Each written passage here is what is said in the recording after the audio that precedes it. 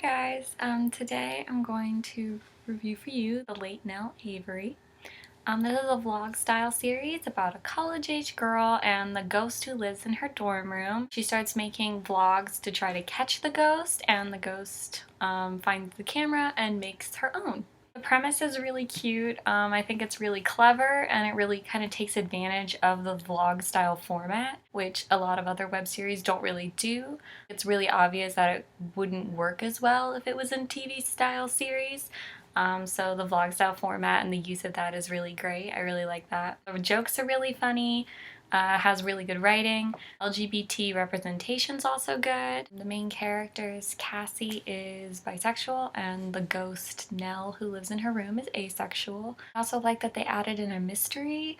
After Nell kind of reveals herself and everything, the characters start to investigate how Nell died. There's a question of whether she died in one way or if there was another explanation for the way that she died. So that was really cool, and it kind of played in very subtly. It didn't feel like they were creating a whole series specifically around that mystery. Even though the writing was really good and the jokes were really funny, some of the acting kind of threw it off for me. Some of the actors seem kind of uncomfortable on camera. They seem kind of awkward. It's kind of like they're going 70%, but they don't really want to go the full 100%. So you can kind of tell that they're acting. It doesn't feel as natural as it could. Sometimes they'll be looking in one direction when they're talking to someone, and sometimes they're saying the line without really addressing who it is they're talking to, which can be kind of confusing.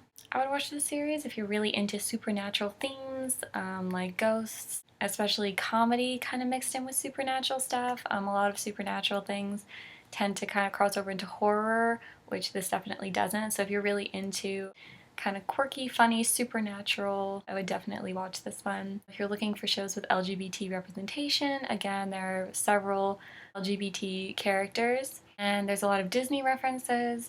Both the main characters are stated to be huge Disney geeks, so if you're really into that, that's a nice bonus. If you like mysteries, especially ones that are kind of mixed in with comedy and supernatural themes, like Scooby-Doo type stuff, then you will probably really like this one. I would skip this series if you're sensitive to death or suicide related topics, especially in the second season that gets a lot more intense. There are a bunch of discussions based on using like Ouija boards and talking to the dead and how people die and what there is after death.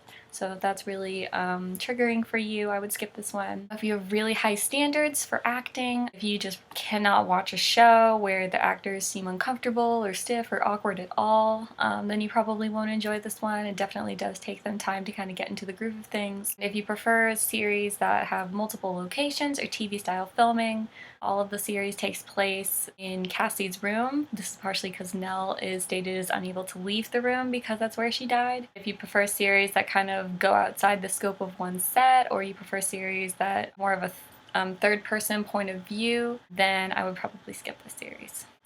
Bye guys, thanks so much for watching.